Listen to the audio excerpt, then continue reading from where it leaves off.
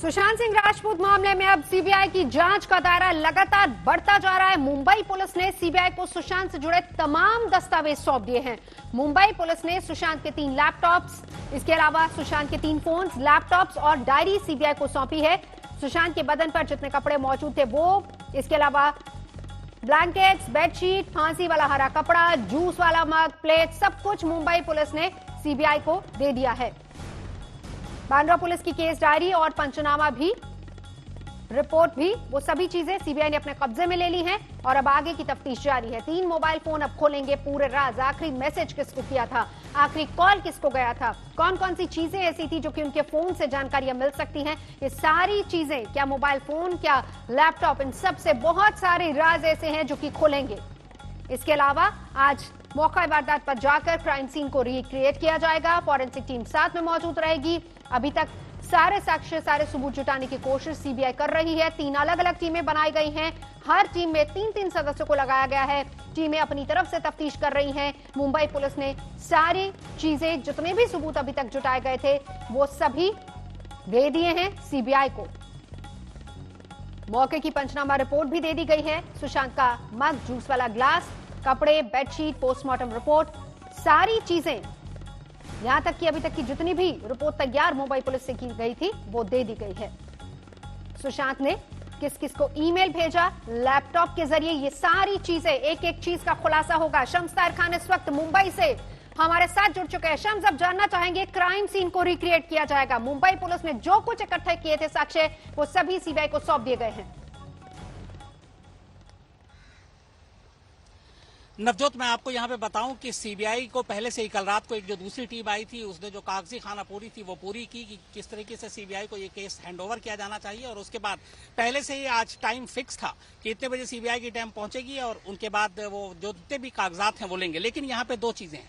CBI की team ने जितने भी अभी तक के जो सबूत मुंबई पुलिस के पास थे वो ली, लेकिन सीबीआई की जो टीम मुंबई में है उसमें एक बड़ी टीम, सबसे पहली बार सीबीआई की जांच में ऐसा कम होता है, एक बड़ी टीम उन लोगों की है जो फॉरेंसिक एक्सपर्ट्स हैं, मतलब जिनका इन्वेस्टिगेशन से लेना देना नहीं होता। और उसकी सिर्फ वजह यह है कि चूंकि ये केस 2 महीने के बाद सीबीआई को मिली है, पोस्टमार्टम रिपोर्ट और फॉरेंसिक की जो पूरी रिपोर्ट है वो, और जो मौका वारदात, जो कमरे का पूरा फोटोग्राफ्स है, वीडियो है, वो सबसे अहम है। और इसीलिए इतनी बड़ी टीम फॉरेंसिक की टीम है यहाँ पर। अब इसके बाद जो उन्होंने सारे दस्तावेज लिए हैं, जो सीबीआई के कुछ देर पहले मेरे तमाम जो सोर्सेज है उनसे जो बात हुई है, उसके मुताबिक उनका यह कहना है कि सबसे पहले वो पोस्टमार्टम रिपोर्ट की डिटेल स्टडी करेंगे कि इस पोस्टमार्टम रिपोर्ट में क्या है। इसके अलावा जो फॉरेंसिक सारे वहां पे से जो प्रूफ और सबूत उठाए गए वो उसकी डिटेल स्टडी करेंगे। और इसके बाद तब कहीं जाकर वो तय करेंगे कि सुशांत सिंह राजपूत के उस कमरे में जहां से उनकी लाश मिली थी 14 जून को, उसको रिक्रिएट कब करना है। हालांकि जो मेरी खबर है वो ये है कि आज रिक्रिएट नहीं करेंगे सीन को।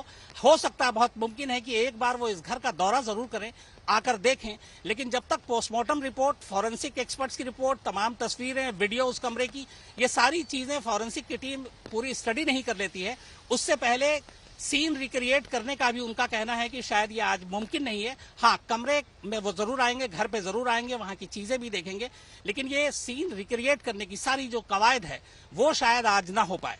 हालांकि सीबीआई की टीम जो सबसे बड़ी उनके लिए चुनौती है वो यही है कि पोस्टमार्टम रिपोर्ट, चूंकि सुशांत की बॉडी अब है नहीं, तो उनको पूरी तरीके से डिपेंडेंट जो है वो मुंबई पुलिस की उस शुरुआती जांच रिपोर्ट पे, उस पोस्टमार्टम रिपोर्ट पे, उस फॉरेंसिक रिपोर्ट पे ही अब उनको रहना पड़ेगा जो मुंबई पुलिस से उनको आज मिली है। और इसीलिए इन सारी रिपोर्ट को वो अपने जो एक्सपर्ट फॉरेंसिक के लेकर आए हैं उनको पहले दे रहे हैं, क्योंकि सीबीआई की जो टीम है वो अलग इन्वेस्टिगेशन की उनकी मास्टरी होती है, फॉरेंसिक के एक्सपर्ट्स अलग हैं। तो फॉरेंसिक की टीम पहले इसको पूरा स्टडी करेगी, पोस्टमार्टम रिपोर्ट को, फॉरेंसिक रिपोर्ट को, और उसके बाद वो तय करेंगे कि इसमें कहां कहां क्या चीजें हैं, कुछ खामियां हैं कि नहीं है, पोस्टमार्टम ढंग से हुआ कि नहीं हुआ। हालांकि ये भी खबर है कि पोस्टमार्टम इन कैमरा हुआ, यानी कि कैमरे में सब कुछ रिकॉर्ड है।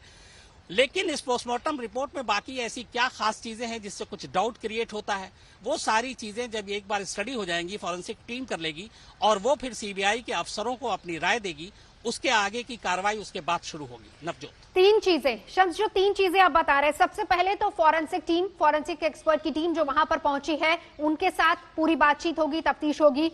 पोस्टमार्टम रिपोर्ट और फॉरेंसिक रिपोर्ट, उनके बारे में उनको ठीक से जांचा परखा जाएगा और कमरे का वीडियो जो है उसको भी परखा जाएगा। इसके अलावा हो सकता है कि उनके घर का मुआयना किया जाए। लेकिन बड़ी बात, अभी तक जितने भी लोग इस केस में इन्वॉल्व हैं, क्या सीन रिक्रिएट करने से पहले सीबीआई की टीम उन लोगों से भी पूछताछ, जांच करेगी? देखिए, शुरुआत हो चुकी है, जो कुक है उसके साथ पूछताछ हो चुकी है। जो मेरी खबर है, 6 ऐसे अहम लोग हैं इस केस में जिनसे सीबीआई को सबसे पहले पूछताछ करनी है।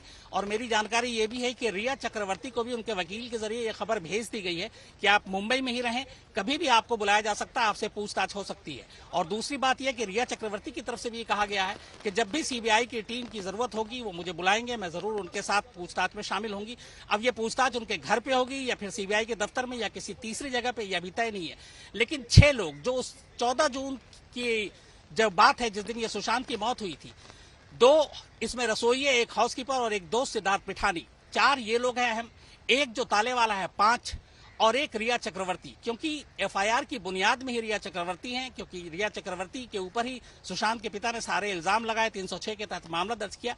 तो ये 6 लोग हैं। इसके अलावा जो 7वां अहम है इस मामले में, चूंकि वो एक चश्मदीद है और इस रिक्रिएशन में बहुत बड़ा रोल प्ले कर सकती हैं वो सब कुछ बताकर, वो है सुशांत की बहन मीतू, जो मुंबई में थी। और हालांकि जब वो घर पहुंची तो उनका ये कहना था कि जब वो यहाँ पे आई तो सुशांत की बॉडी जो है वो पंखे से उतार ली गई थी और बेड पे उन्होंने देखी थी।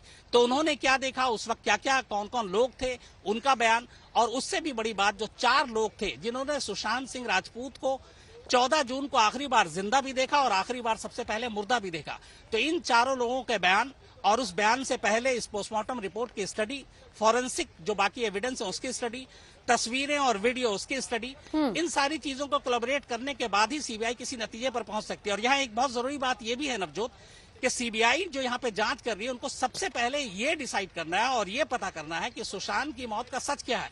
क्या ये खुदकुशी है, क्या ये कत्ल है? क्योंकि इसके बाद ही तमाम धाराएं और बाकी चीजें जुड़ती जाएंगी।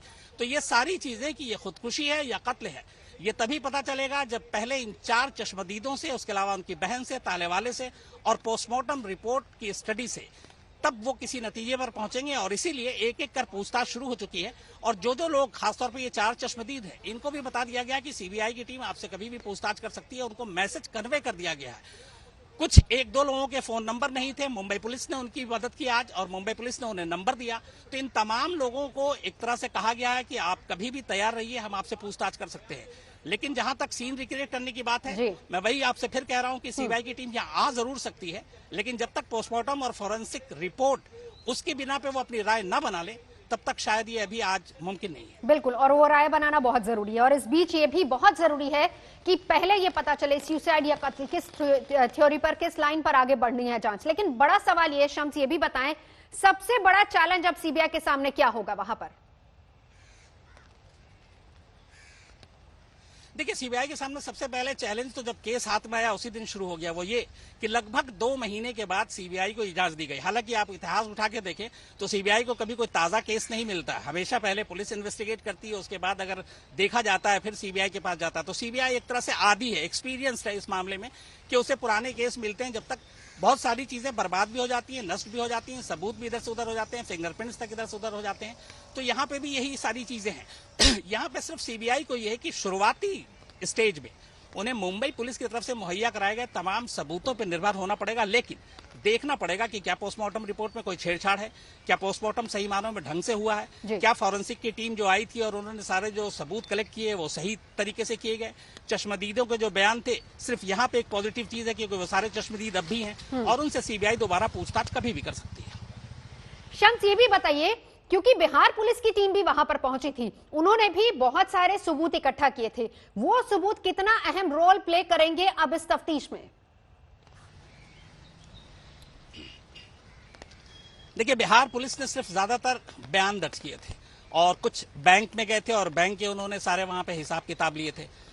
क्राइम के हिसाब से अगर देखें तो मुंबई पुलिस ने उस वक्त उनकी कोई इस मामले में मदद ही नहीं की और इसलिए वो कोई जांच नहीं कर पाए, सिर्फ उन्होंने पूछताछ की, बयान दर्ज किए और बैंक जरूर गए थे वो इस पूरे मामले में। हालांकि दूसरी चीजें भी, ईडी भी जो है वो बैंक के पहलू से मामले की जांच कर रही है।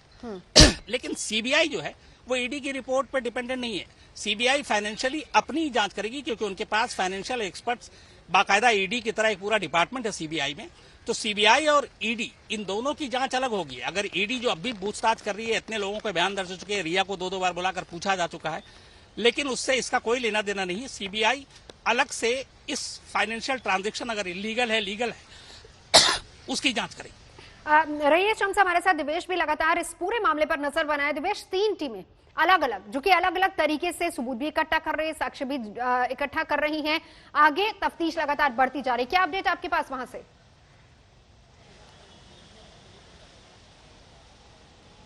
जी नवजोत, आपको बता दें कि सीबीआई की टीम अभी भी बांद्रा पुलिस स्टेशन में ही मौजूद है। वो सारा जो हैंडओवर है डॉक्यूमेंट्स का, जो भी एविडेंस था जो मुंबई पुलिस ने जुटाया था स्पॉट पर से, सीन ऑफ क्राइम पर से, उसका हैंडओवर अभी भी चल रहा है।